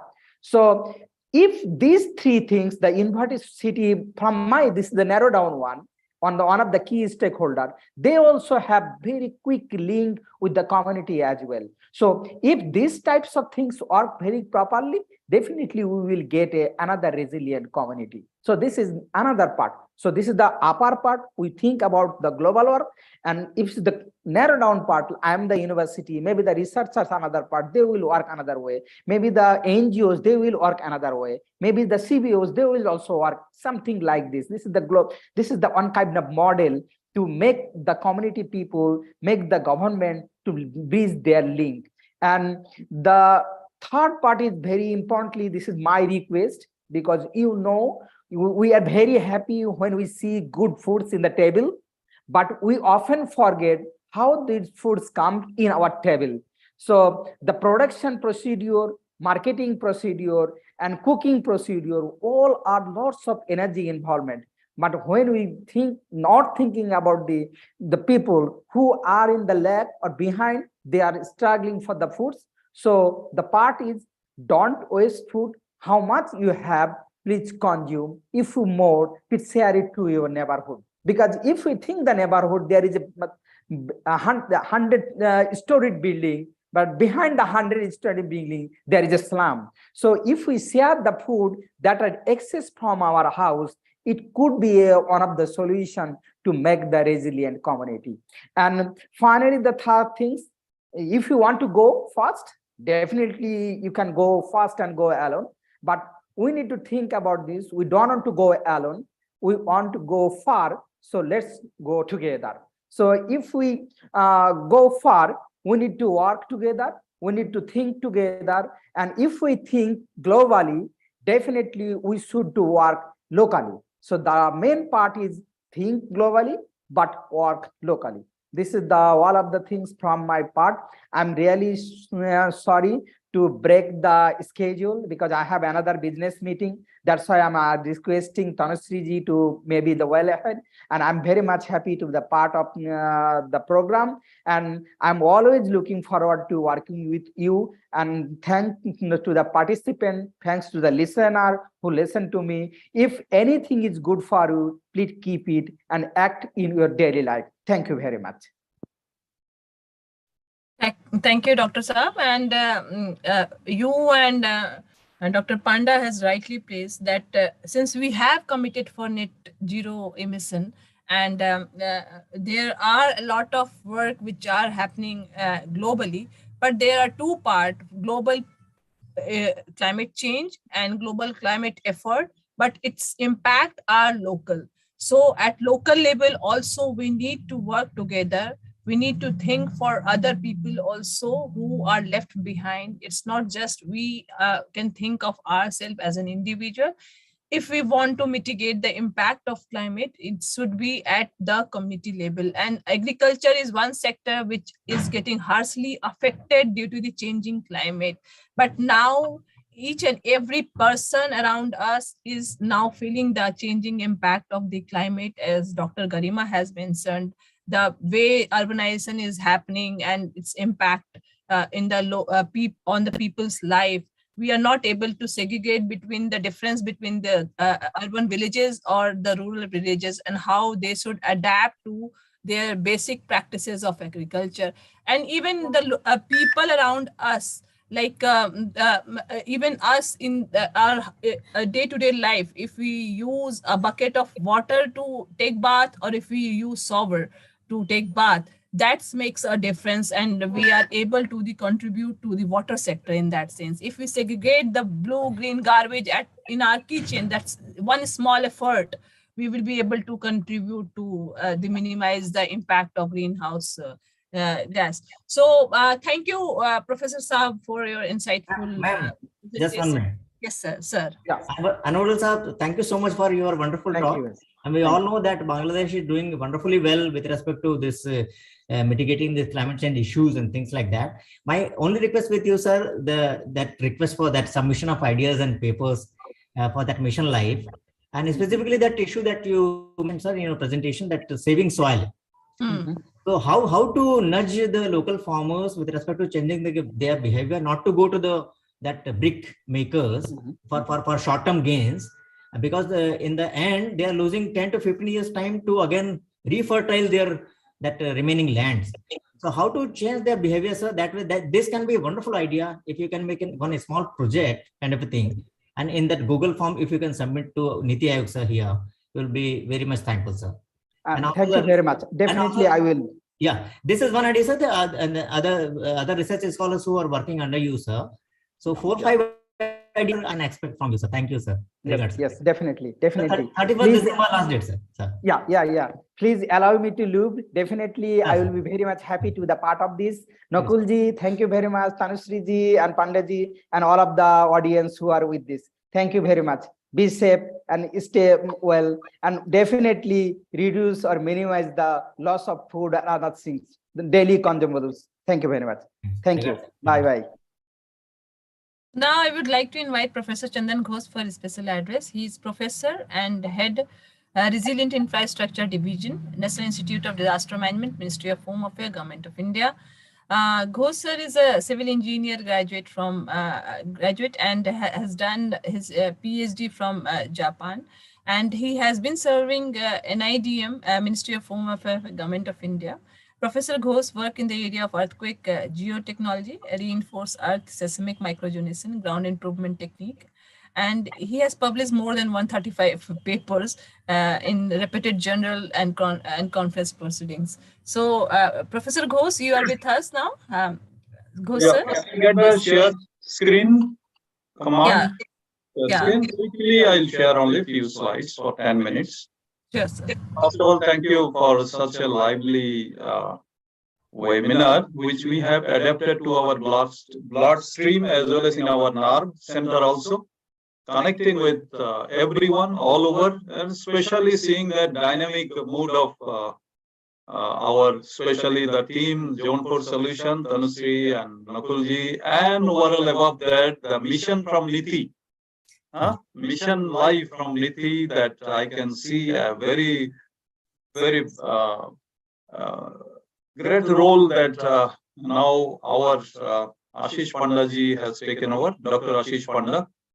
And congratulations for taking up this role, and your long experience with the disaster management department as well as in NIDM would definitely add more spices to the action that is for COP27 and the kind of G20 initiative, Mission LiFE, that India has taken over.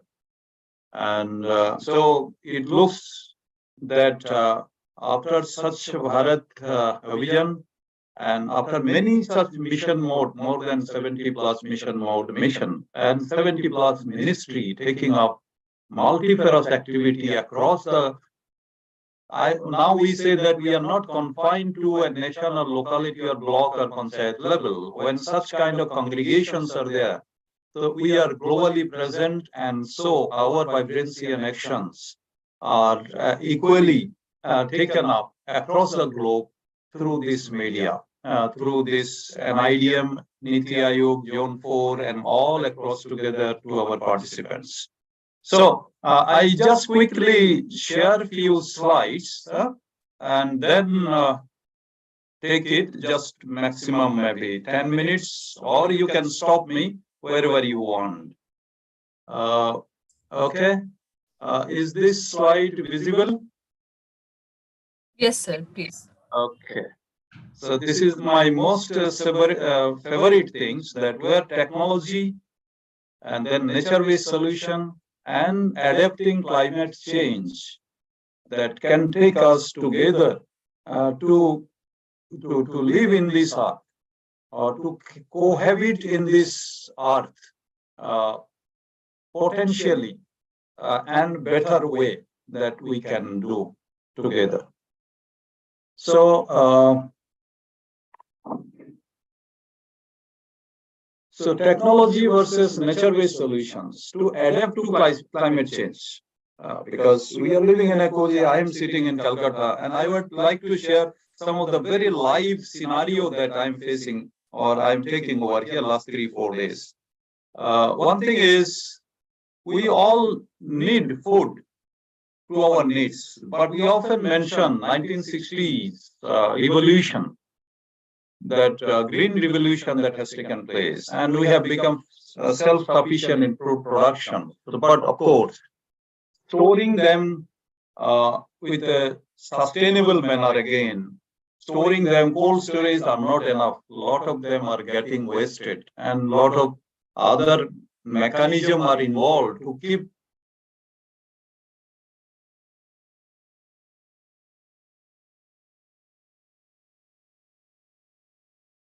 Ghosh साहब, आपका mic mute हो गया है।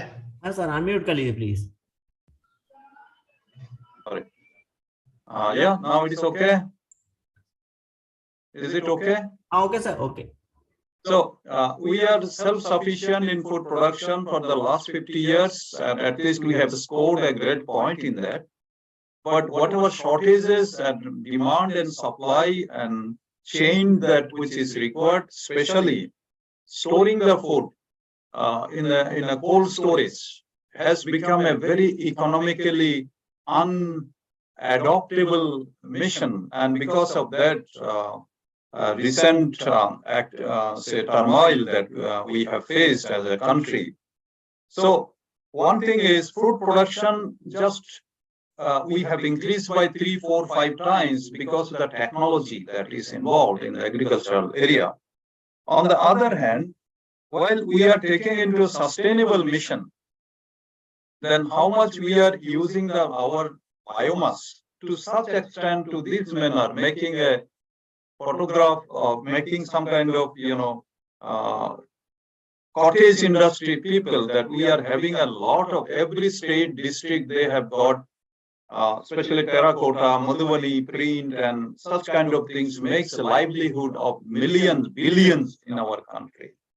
But taking it from one of the newly described, I will show 1 or 2 photos on that, from the grass that which we use traditionally for shading our houses, but bringing that into this, or bringing that into our cotton and other things. It has become more than 100 years old industry, and it is saturated enough. But adding raw material other than the conventional material is one of that, the roots and all the biomass content which are not considered in the carbon credit calculation globally, that which is recognized. So we are now trying to bring that enormous amount of biomass, biomass that which are also adding to the carbon credit, and we can become again trillionaire when we give or include the amount of biomass that we grow. And at the same time, not only that getting the carbon credit, the kind of changes that it is having the potential as well as application, which I am going to show, to adapt to the climate change, which is only taken up that greenery is not enough. But with the special kind of biomass, we are replacing now. There is a world countrywide advertisement for the last 6 months to substitute co-fire, substitute coal in the coal thermal power, and their biomass is creating or is giving a lots of potential with less amount of ash content compared to the coal fly ash, where lots of processing are involved. So it is a disruptive technology, nature-based technology has come up into, and you may know that many of the conventional coal-fire thermal-based station, they are not getting any fund. Many of our PSUs are not getting any fund these days because whole diversion is made to alternate energy, alternate fuel, and other thing. So this vetiver grass has been made into such kind of artistry by the villagers, artisans, and then how other than this, which may be sold after maybe some kind of hand, their professional work in this area, which generally goes unrecognized until and unless we have an exhibition in some of the villages or some of the trade fair. But they don't get fair market prices of these things. But what are the many other work that it has been doing? That I may show 1, 2 slides. Just I'm here in Calcutta, just to give an online thing. Gala pre-Christmas. Not any description. I have never seen, even though I am from Calcutta, that just one day before we have visited there, the famous Park Street, which also we remember that one of the fire accident that has happened there. So, but don't we feel happy seeing such a things in display in every festival, we generally? But why they have become so much prominent? We may say the last 5, 6 years, the kind of invention in the LED lights, which are so elegant, colorful, less power consumption material, we have not seen such kind of display of color combination and artistic, again, the extravaganza of that which you are seeing. Maybe 3 years, 4 years, 5 years before we didn't have. Had we not had that, this energy saving LED bulb, which cost even less than tungsten wire related bulbs. Even 30 rupees is the manufacturer cost. But when you go to the market, you may see MRP of 400, 500, same bulb. The country has got the capacity and many manufacturers are doing. Even household mission has been established that to make LED bulb or such kind of lights, which of course we know our neighbor country has taken a worldwide recognition. But we know that within a year or two, India is going to take the limelight in this industry, because now we have started a household campaign by investing 10 to 50,000, 15,000 rupees of machine, giving the raw material to the household and giving them a target every day, how many bulbs that they are going to produce. You know, the production cost is 30 rupees. And see the range of cost that in the market is 300 to 500 rupees. So in between, whatever income and what the basic cost is there. So we see a great potential while enjoying such kind of happiness and gala festival that we are seeing, and that too for every festival. So the kind of dynamics and vibration that we are going to bring in, making a Deshi product and bringing that difference between manufacture cost and the market price, which gives an income source by providing, say, 15,000 crore of machine, 15,000 rupees of machinery. They can earn that money in 1 month. That is a kind of potential. In 1 month, every household can get 15,000 or 20,000, provided they exceed the target, which is always possible. So that is the kind of thing that I wanted to say. I think you may identify someone like me sitting over there. This is that NIDM recently conducted, for which I was here at Sundarban. We talk a lot about the Sundarban. We rather shading a lot of our tears and fears and fearful speech, and also tons of publication coming up, showing a compassion both from Sundarban in Bangladesh side and our side, how much worried we are and how many NGOs, INGOs and voluntary organizations, faith organization, religious organization, thousands of organizations they are doing. There are lots of pros and cons are there. There are many policy lacunas are also there, but still a lot of activities are going on. Tourism has increased and a lot of other things, but at the same time, what we have done over here, that we have selected this side of the embankment. This is an embankment which was broken due to Yash and Yash and Amphan. In that part, in the Khali area where our training was based, not only on the field, third day we have taken into the field, second day we have taken the on-board tour for full day, 9 o'clock to 7:30 on the boat, where about 70 of us, all the participants, we in one side we are giving the lecture, making a makeshift arrangement of all presentations and lectures by the experts. On the other side, we have gone to the village side by side and planted the grass along with them, donated them, and made them responsible to show them that how they are growing. We have not planted them on the seaside where they cannot be seasoned that way. So that is where the technology and other things are involved. If we plant the things on the seaside where salt water is there, they will not grow. The first thing is to grow them as a nursery over here. 2-3 places we have grown. We have planted them along with all participants over there. So it is all are from the university, nearby universities and colleges, and the program conducted Jadavpur University and other education institute. Already every day, I'm still here today. Every day we are receiving some invitation that, sir, on 24th we are getting the plantation at Sundarban Sagar Island, and please come. Of course, I'm not available, but we have given this grass plant along with vermicompost to each and every participants, and so that they can plant at their own places, so that they can take care and then understand the beauty of these things. In another program that we did in August with the Northeastern Hill University, that we have selected a site that where, in order to make road, we cut hills to make road for meeting up our traffic demand. And we planted grass in August. And now walls, retaining walls, you see that only this portion we have planted. No care has been taken. It was done after just rainy season. They have grown so nicely in that area. And this is a lifetime guarantee for no failure. That is the kind of things. And we have involved not only 120 students there, teachers and local community and village panchayat people also came together over here.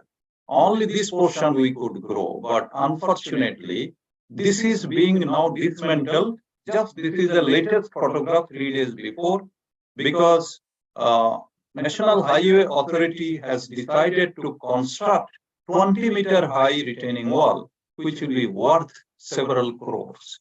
This one costing us 5 rupee per square feet. And that one will cost minimum 5,000 rupee per square feet. So 5,000 rupees spending something, giving such kind of acceptance, and with greenery nature-based solution, well, it can be ensured, but our policymakers or the system somehow getting motivated, devalue this kind of nature-based solution and then adopting something that which is not going to solve. This is what, because I'm qualified a bit enough to say this with a confidence that the kind of wall that they are going to make, or which is being made across in the many of the hill area, they always need some kind of maintenance, deterioration, and again it is taken, all the material taken from manufacturing industry, and then technology is very much good enough, but at the same time, when same problem we can solve by nature itself, then we should have a judicious mix of technical things as well as this kind of nature-based solution. This is another scenario where we have adopted cleaning, not the grassland, cleaning that almost 200 feet of area, all the plastics and everything by the same participants. For about half an hour, they have cleaned everything here. So that is a kind of, garbage cleaning drive at the riverside and the same spot where vertical grass are being planted. First, we cleaned the site all together. You can see all are teachers. These are all teachers. This is also, he is also teacher, all teacher. Some are seeing, and these are the vermicompost that we have purchased at 7 rupee. I'm talking here openly at 7 rupee, 7 rupee per kilo. You can take them in Delhi or other place how much. And it is being resourced and purchased from one of the Ramakrishna Mission established institute, Vivekananda Mission for Biotechnology nearby. So we have purchased them, this pack 200 kg means 280 rupees, you say per 40 kilo. And we have got 200 kg, and then while giving the sapling, we have added some of this vermicompost and one such pack along with 10-15 of vertical. So that is how it has gone to now 60 to 70 different places. And next week, we are going to have the nursery establishment in the university campus itself. Those who came from the university, they have been given an open invitation to call us anytime, online, offline, take care of those plants that they have taken, without which report will not be complete. These are some of the measures taken by the Port Authority Irrigation Department after they failed due to the severe cyclone. These are huge application of this technique that which are known. But with the combination of the grass and membrane and other things, we can make a more viable, resilient solution. But still, this aspect has to enter into the mind of the people that who decides about such kind of things which fails in some area, but in most of the area, they have been able to protect the sea waves coming in and during tidal as well as during storm surge during cyclone. So some of this cleaning process, even these are all examples from Calcutta, that some organization they have taken along with the government, and there are certain things that you can see the same grass, green solution, these are leachates coming from there, and how the grass is grown, and they are going to make a biophytoremediation and making this toxic material into more normal one with proper measurements, P and post. And last but not the least, I would like to say, now countrywide such kind of mission is going on, identifying the pond and water resources so that whenever rainwater is there, we can protect it, we can keep it excavated in this manner. But this needs some technology to store the water like this. So when we put the membrane here, we can ensure more than 99% of the water can be stored over there. The rest other in that area, they can be allowed to go for implementation, other things. So these are the things which are easily available in our country. And we can save water, we can store water rather than going for the multi-crore and several years of our investment in the dam and other things. Alternatively, we can have the micro storage wherever we want, whether in hill area, even in the ocean area, like in Bangladesh, we see that even though they are having maximum water resources coming from India, and not only that heavy rainfall is there, some portion near the Farakka or in their side, it is having the drought, agricultural drought. But we have got the man and machinery to transport the water hundreds of kilometers in few days of time of laying the pipe without disturbing the ecology or anything, without making any excavation. And this has been done in Hyderabad, connecting Krishna and Godavari more than 7 years back in our construction. So those pipelines can carry that canal water within no time in 10 times more speed than whatever in the gravity flow that it does. So another point is that soil is being used for brick construction, but these are made from the fly ash, which is a byproduct, and as well as fly ash, you know how much environmental degradation it does. So for the last 20 years, there are several industries in our country. They produce this kind of bricks, which in many of the multi-story buildings, these are available. Capacity of one such plant is in Noida, at least we know, we visited several times, 10 lakh such bricks one day. Think of 3 to 6 months of time that taken up for making naturally made brick, where several labor-oriented things. These are all machine-oriented things. So let us take the advantage of the technology and know-how, that which can supply as per demand. We know that how much demand it is there. So bricks are heavy. These are less than heavier than less weight than water. They can float in the water, as well as they are soundproof, termite proof, and they are also fireproof. And this material even being used in our NIDM building also. So these are taking fast enough, replacing normally conventional, labor-intensive and environmentally degradable things like bricks that we construct. Rather, we are using waste material into this construction, and as market demand is very high, more than 10 lakh brick is produced in one day, whereas it takes minimum 3 months to produce 5 lakh brick in a brick lane. So that is the kind of, when demand is there, alternative technology has come up. This is what, and there are hundreds of such industry has come up in our country and many other countries, thus reducing a substantial amount of so-called, we know that fly ash is a waste material, but we are using them profusely. More than 70% are made of fly ash over here, and they are phenomenal. Progress is being made. So we know all these things. The last slide I wanted to show that this is the thing that I worked here. I have been there. Oh, sorry. It has gone. Yes, okay. sir. Okay. ठीक है. I wanted to show this. ये दिखा देते हैं बस. ये तो मैं बहुत बार दिखाया हूँ.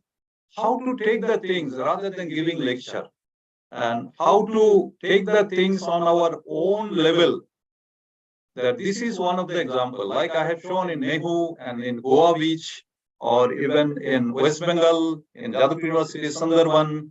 This year, most of the program we are doing in the field. And here, I personally went there, community got involved. You can see that due to heavy rainfall, how much landslide that it has occurred. And it is difficult to stand. And in our theory or practice, or road construction that we make, it has to have 35 to 40 degrees the slope. Here it is almost 75 degree. Here it is not possible to make even retaining wall because this one is affecting this private owner of the construction. And if we go for conventional construction over here, it may involve minimum 15 to 20 lakh, and it is not going to solve the problem, being even from the technical side, geotechnical foundation, that is our job. But it is not going to solve the problem here the way that it has aggravated the conditions over this by a conventional technical know-how. We have put vetiver grass in the month of December in Kurg district, Madhikari. Vetiver grass we have planted in December, and then along the community with no investment, with the community only, they came forward, and hardly 1,500 vetiver plants we have spent up there, 1,500, not even 1,000. Costing is zero in this case, but if we buy it from the local market from Coimbatore, they cost 1 rupee. So in fact, the material that we have used is 1,000 rupee. We have engaged 5-6 just local labor at the cost of say 700 rupees. So it is hardly costing us for 2 hours only we work here. Hardly any amount less than 10,000, taking care of spending more than 20 lakh for conventional solution that technology people that they know. And what happens the next, after 5 months, this is the kind of grass that has grown. So when we talk about the technology versus nature and how much confidence that we can get, adopting such kind of economic, affordable, social, community-based, we are doing a lot of programs across the country. This is how we have to put our, one of the way to look at the climate change and mission life here. It has that some aspects of mission life, if Pandaji agrees, may be taken care of under that theme. That thank you very much. Thank you, sir. And today you have put across a lot of case study from the ground, from the community level, and provided those nature-based solutions where community involvement with social engagement of the people and the community, and very economic way we can reduce the impact and contribute to lower the greenhouse gas emission. And these are the very like community friendly solutions you have given. The brick which has been made and waste to work, basically reusing all the waste and then reutilizing it. And certainly these small practices would contribute to the agenda of the mission life. Thank you, sir, for giving your time and valuable inputs on the issue. With this, our next speaker is Muhammad Haidari. He is former Deputy Minister of Disaster Management and Humanitarian Affairs in Afghanistan, and he was earlier national focal point for SFDRR at Afghanistan. Mr. Haidari, you are still with us? Mr. Haidari?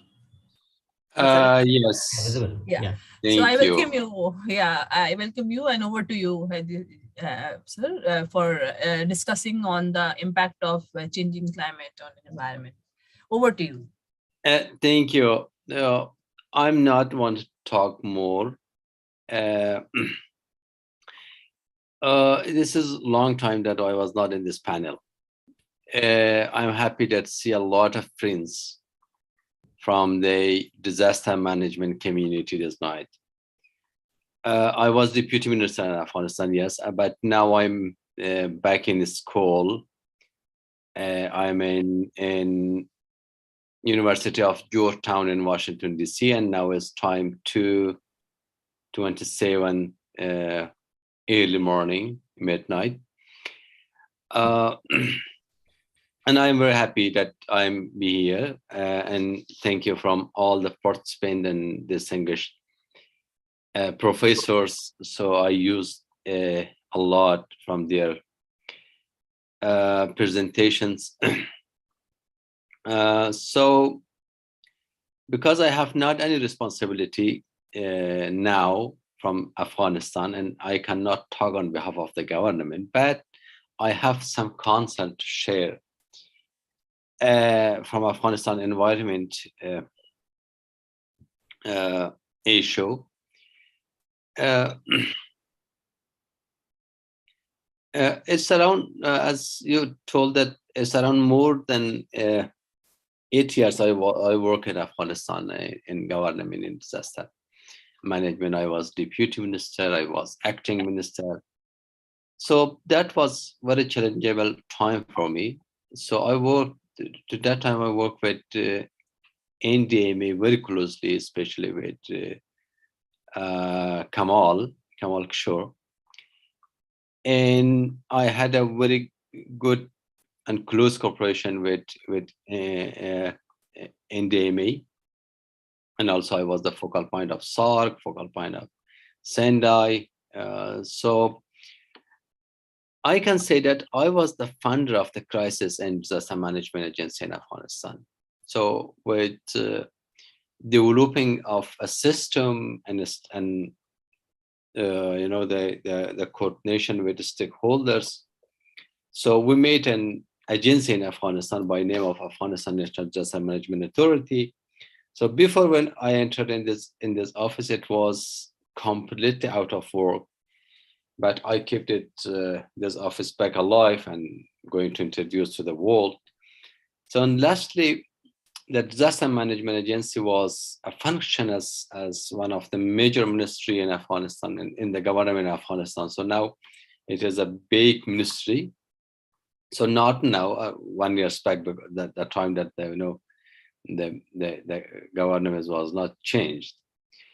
So as long as I was at that office, 20 million people in Afghanistan was needed for the food, which I prepared through my international partner. The government did not provide me with any money, but unfortunately, after that, I left that office. So the new government system, Taliban, came.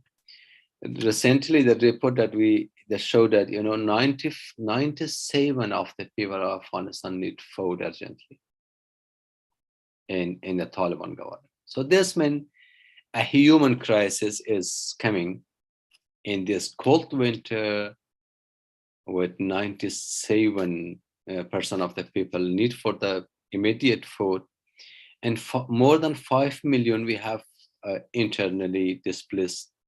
They are without shelter. So anyway, the most problem that we have now in Afghanistan, this is the water scarcity in Kabul and the other big cities.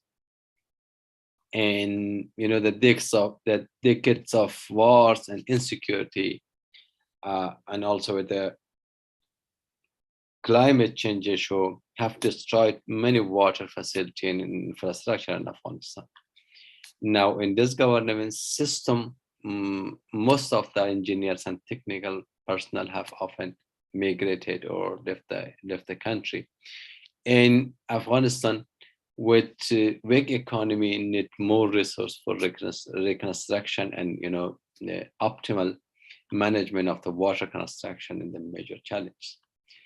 In most of the water resource agency technical team is not now in Afghanistan, and the agency is not able to even update the data. So they are sharing, and I asked from that the agency for some data, and they share the data from the 1.5 years back. And now the data that I found has shown that Afghanistan renewable water per capita is more than 2,775 cubic meters per year. You know, for those who's working for the water, we have an global index by, you know, the Falcon Mark index indicator for determining the water crisis. Falcon Mark defined that the water crisis basis on the number of the renewable water resource of each country, and saying that the amount of the water per capita of 1,700 cubic meter per year, it is indicate of shortage. If the per capita renewable water resource are more than 1,700 meter per country, it's not a water problem. According to the official statistic of Afghanistan, the renewable water per capita is more than 2,775 cubic meter per year. So it's shown that so this data showed Afghanistan have not water shortage, but this is not the real data. So as I know now, in Kabul we have not you know, the enough drinking water. So it's my own experience shown that, you know, I was in west of the Kabul, and I live in this area long time. So, you know, all the peoples, because all of the peoples is using the well, they're using the underground water. So the people deepen their water well every year. The underground water decrease mostly in summer, but the official data was the same of that area as the past years. And the people saying that the underground water is decreased from 10 to 25 meters in Kabul city. So because there is not any control for the water management inside the city. So this is one of the biggest issue now in Afghanistan that we have. And the other problem is deforestation. As you know, the economy of Afghanistan, the people of Afghanistan is based on agriculture and livelihood and livestock. So the total of 1,780,000 hectares of Afghanistan is covered by the forest. So this is an official data. But in 20 years, when some part of Afghanistan was insecure, so most of the forests of the western Afghanistan were illegally and smuggled to Pakistan by influence and poor peoples. So success of drought, because of the rest of the trees and forests is not growing in Afghanistan. So almost turn this country into country without trees. So this is the other problem. And the air pollution, as you know, that Afghanistan is the unique country that have not electricity power facility, even in the capital of the country. So in the winter of the people is using the raw coal for heating system. Now the Kabul weather is at the top worst air pollution city in the global AQI, if you check. So this was a shortage example of Afghanistan environmental crisis, and it says no measure taken for the environment crisis management in Afghanistan. And I'm worried about the people of Afghanistan now. You know, the country is the worst situation of poverty. Based on the official data, I know 97% of the Afghanistan people are facing with the poverty and mass poverty. And also we have the other challenge. This is the wild the wildlife is also the worst condition. No management has been considered for this part. That there is the hunting is also continuous. Even some source saying that the Qatari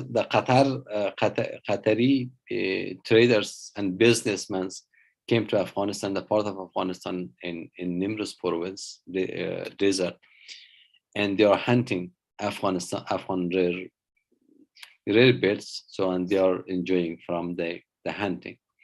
So a lot of things is now is going in Afghanistan and need for them managing.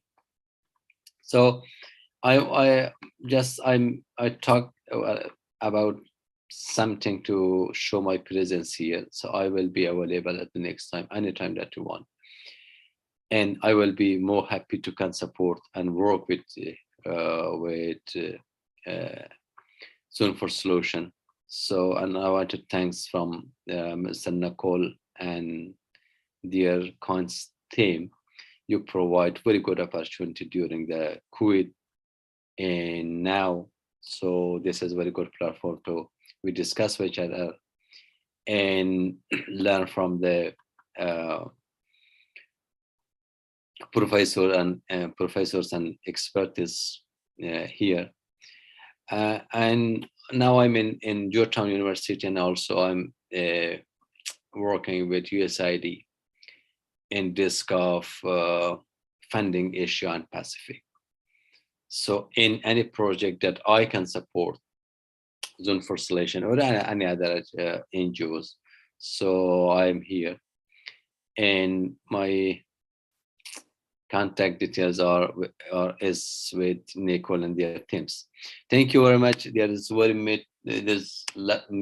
This is 2:38 a.m. at the morning. All my kids and family is sleeping here. So not one more distribute to my family, also not so to you.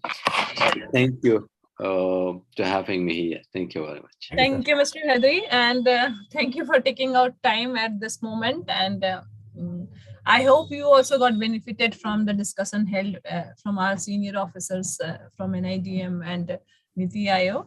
Here, I would like to invite Panda sir, if he want to say something as a concluding remark. Dr. Panda? Yes, thank you, Tanushi ma'am, and thank you, Nakul sir. Thank you, Hadri sir, for wonderfully mentioning the right scenario right now. Though you might not be associated with the government, but the kind of scenario that is prevailing over here in Afghanistan. So that you have mentioned. So we are very much concerned with respect to that. With respect to that, and definitely we will work together to find solutions, local solutions for local problems. That is the important aspect with respect to that. Sir, I will request Hadri Saab, you to, so because you have rich experience with respect to your tenure of when you were deputy minister and minister in charge with respect to DRR and CA kind of issues. So kindly, if it is possible for you, sir, to take time out from your busy schedule and with few ideas for Mission Life. So that link I will share with you. I will take your contacts from Nakul sir. Then I will contact you. I will give a official this mail from NITI Ayog. So thank you, sir. Yeah, yeah, this is good. Yeah, and I will each and everybody present here to kindly go for that Mission Life pledge. That is one request. The other request is everybody please try your hands and submit ideas that is possible from your side to be partial with respect to this noble and global mission from NITI Ayog. Thank you so much. Thank you, Panda sir.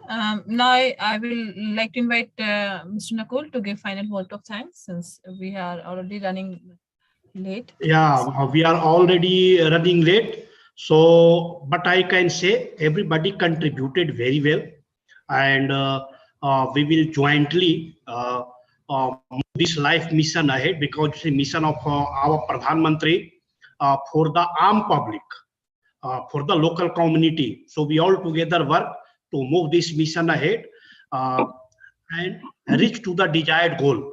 Thank you, everybody. Thank you, Because we are already reaching to the lunch time. So I don't want to be in between you and your lunch. So thank you, everybody. May God bless you all. Nakul sir. Thank you. Okay, thank Nakul you. sir. Thank you, regards. Thank you. Thank you. Thank you. अच्छा TP Singh ji आप भी हैं. Thank you. Thank you Ashok Thank you. Dhingra.